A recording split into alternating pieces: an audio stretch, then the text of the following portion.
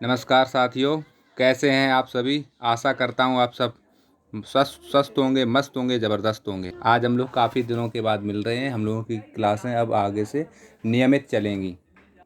आज हम लोग नए टॉपिक शेषफल प्रमेय को पढ़ेंगे। आइए हम समझते हैं क्या होता है शेषफल। शेषफल का मतलब होता है कि जो भी भाग देने के बाद, कटने पिटने के बाद जो भी शेष बचे, जो बच जाए, वही शेषफल होता है। जैसे कि समझ लो यहाँ पे, जैसे कि हमें अगर 7 का भाग 25 में देना है, ठीक है। 7 का भाग अगर हमें 25 में देना है तो हम लोग बचपन से पढ़ते आ रहे हैं कि ऐसे 7 का पहाड़ा इतना पढ़ो कि 25 से ज़्यादा ना हो जाए। तो 7 का पहाड़ा हम 3 बार पढ़ेंगे तो कितना हो जाएगा, 21, 7 या 21। तो शेष कितना बच गया, 4। जो बच गया वही शेषफल होता है, ठीक है। जो बच गया वह क्या होता है, शेषफल होता है।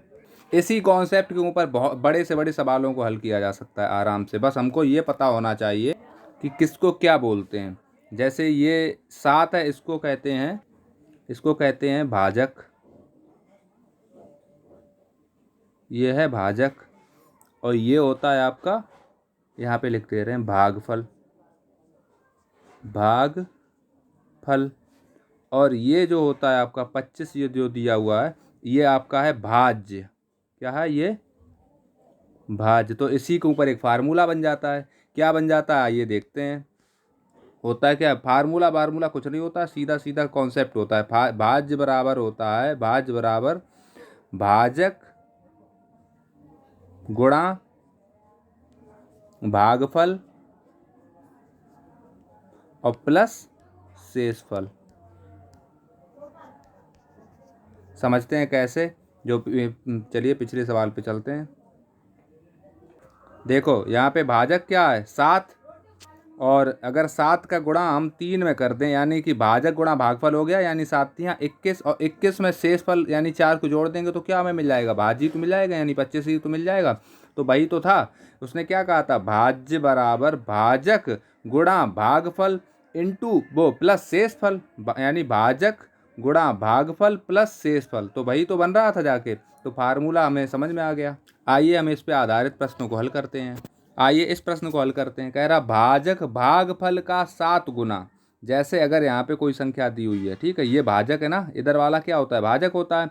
और ये क्या होता है, इधर वाला भागफल होता है। वो कह रहा है कि भाजक भागफल का 7 गुना, यानी अगर ये संख्या 1 है तो ये वाली संख्या कितनी हो जाएगी, 7 ही तो हो जाएगी, तभी तो 7 गुना हो जाएगा।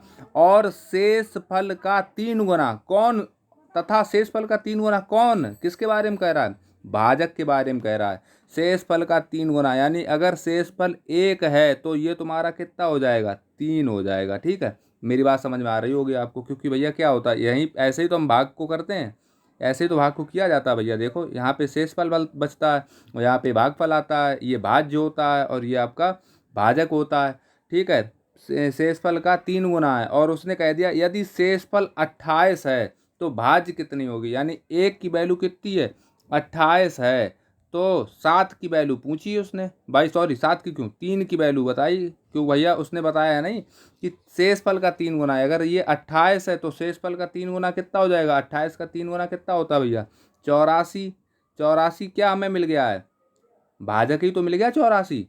अब वो कह रहा है जो भाजक है वो भागफल का 7 गुना है। भाजक का, जो भाजक है वो भागफल का, यानी इसका 7 गुना है। कौन 7 गुना है, 84। तो 84 में अगर हमने 7 का भाग दे दिया तो हमें कितना मिल जाएगा, 12। यानी हमें ये वाली संख्या पता चल गई। कौन सी पता चल गई, ये भागफल वाली। यानी भागफल कितना है, 12। और भाजक है 84 और शेषफल तो दिया ही है 28। तो अब उसने पूछा भाज्य क्या है। अब उम्मीद करते हैं आराम से निकाल लोगे। निकालोगे कैसे भाई, फार्मूला रखोगे, यानी भाज्य बराबर क्या होता है, भाज्य बराबर भाजक। भाजक कितना दिया हुआ था वहाँ पे, मतलब हमने निकाल लिया था, कितना आ गया था भैया, 84। और भागफल कितना था उसका 7 गुना, किसका 7 गुना था, 12 का भैया, ठीक है। प्लस शेषफल कितना निकला था, 28। यही तो था। अब इस सवाल को हल कर दो, क्या बचा है इसमें। भाई देखो हम लोग इससे पहले इकाई के अंक को भी पढ़ चुके हैं, और जो लोग भैया इस वीडियो को पहली बार देख रहे हैं वो लोग पीछे के कॉन्सेप्ट को समझेंगे तो उनको आराम से समझ में आएगा। तो हम इस पूरे को हल कर ना करके हम केवल इतना देख लेंगे, इकाई का अंक कौन सा है, 2 चौकू 8। यहाँ पे 8 होगा इकाई का अंक, और प्लस का चिन्ह लगा दिया, प्लस लगाया। यहाँ पे 8 है तो यहाँ पे 8 को 8 को लिख लिया, और 8 8 कितना होता है 16, यानी जो भी ऑप्शन आएगा उसका इकाई का अंक 6 होना चाहिए, भाई हमारा उत्तर हो जाएगा। और नहीं तो आप चाहें तो इस पूरे को हल करें, फिर उसके बाद 28 को जोड़ दें तो हमारा उत्तर आ जाएगा। चलो हम देखते हैं ऑप्शन कौन सा है। देखो इसमें सिर्फ और सिर्फ ऑप्शन सी दिया हुआ जिसका इकाई का अंक 6 है, यानी कि हमारा ऑप्शन सी सही हो जाएगा। आशा करते हैं आपको ये समझ में आया होगा। ना आया हो तो आप लोग कमेंट में बताइएगा, और या दोबारा से वीडियो को शुरू से देखना। अब हम लोग इस सवाल को हल करते हैं। कह रहा है दो संख्याओं के बीच का अंतर 1146 है। जब हम बड़ी संख्या को छोटी संख्या से विभाजित करते हैं तो भागफल 4 व शेषफल 6 प्राप्त होता है। हम लोग बहुत आसानी से इसको हल कर लेंगे। मान लो भैया कि कह रहा है कि दो संख्याओं के बीच का अंतर 1146 है। मान लो बड़ी संख्या b है, और उसमें से जब हम a को घटाते हैं तो हमें कितना मिल जाता है 1146। ठीक है। अब इसके बाद कह रहा है कि जब हम बड़ी संख्या को छोटी संख्या से विभाजित करते हैं, बड़ी संख्या कौन सी भैया b है, तो बड़ी संख्या को छोटी संख्या से यानी a से जब हम b में भाग देते हैं तो हमें भागफल 4 तथा शेषफल कितना मिलता है 6 मिलता है।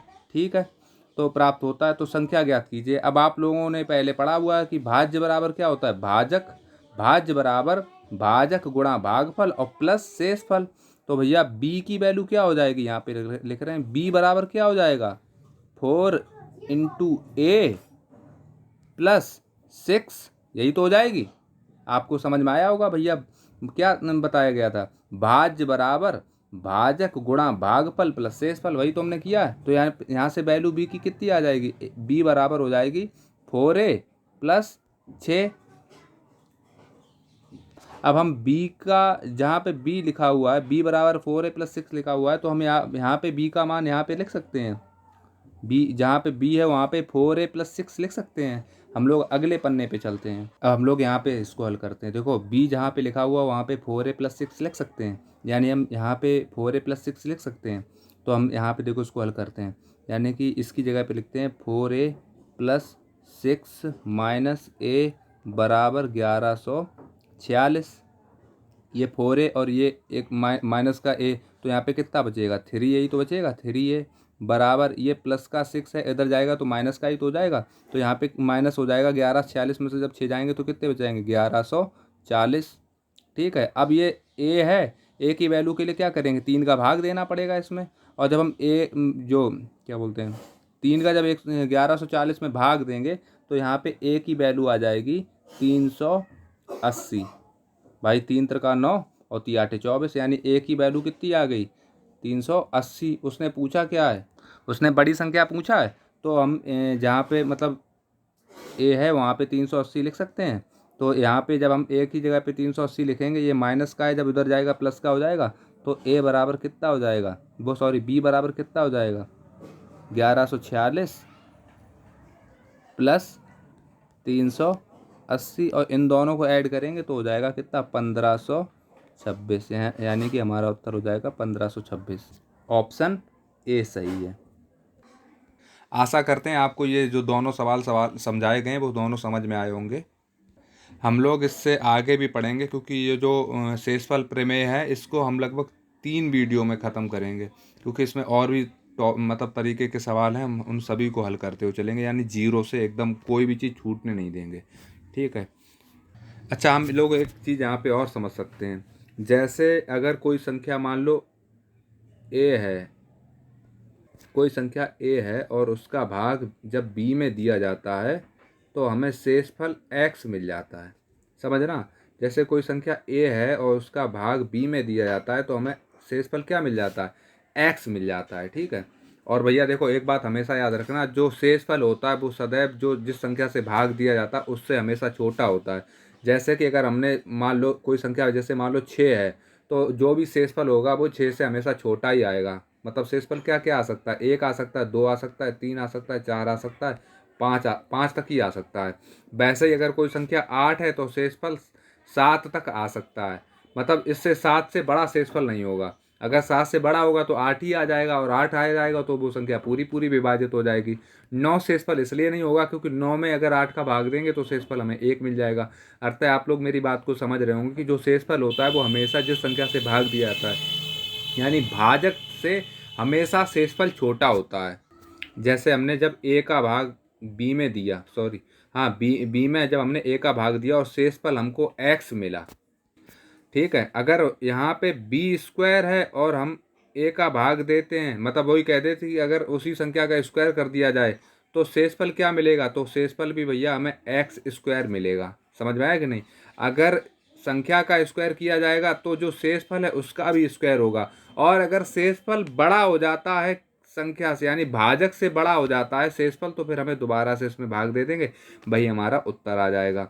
समझ रहे होंगे मेरी बात को, कि अगर इस संख्या का, जैसे मान लो बी है और बी में ए का भाग दिया और शेषफल हमको एक्स मिल गया, ठीक है।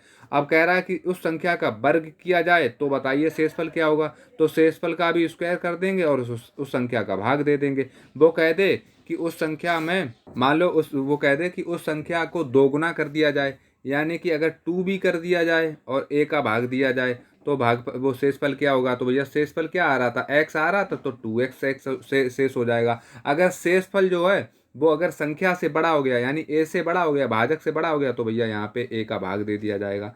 उम्मीद करते हैं आपको ये बात समझ में आई होगी, नहीं तो हम इसको उदाहरण के माध्यम से समझ लेंगे। जैसे कि मान लो जैसे हमने 4 में हम 3 का भाग दे रहे हैं, तो शेषफल हमको क्या मिला, 1 मिला। इतनी बात समझ में आई आपको?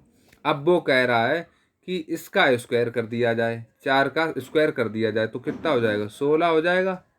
16 हो जाएगा ना भैया, स्क्वायर करेंगे और तो मतलब जो कहेगा कि शेषफल बताओ, तो भैया हम इसको स्क्वायर, इस मतलब हमें इससे मतलब नहीं होगा, हम सिर्फ इसका स्क्वायर करेंगे, यानी 1 का स्क्वायर कर देंगे और 3 का भाग दे देंगे, तो शेषफल कितना मिल जाएगा, 1 ही मिल जाएगा हमें।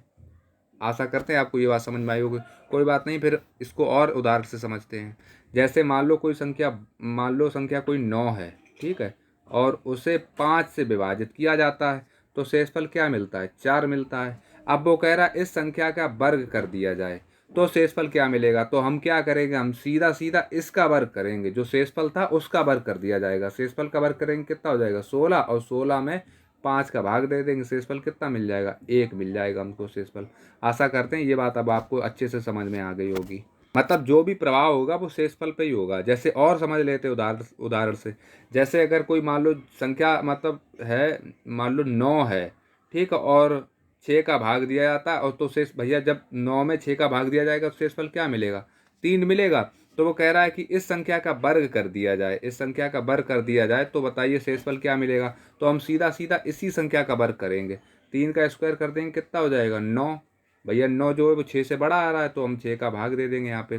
जब हम 6 का भाग 9 में देंगे तो शेषफल हमें कितना मिल जाएगा, 3। आशा करते हैं आपको अब ये बात समझ में आ रही होगी। मतलब हमें इस संख्या से नहीं, जो भी हो रहा होगा हम शेषफल पे ही करके देखेंगे उस चीज़ को, ठीक है।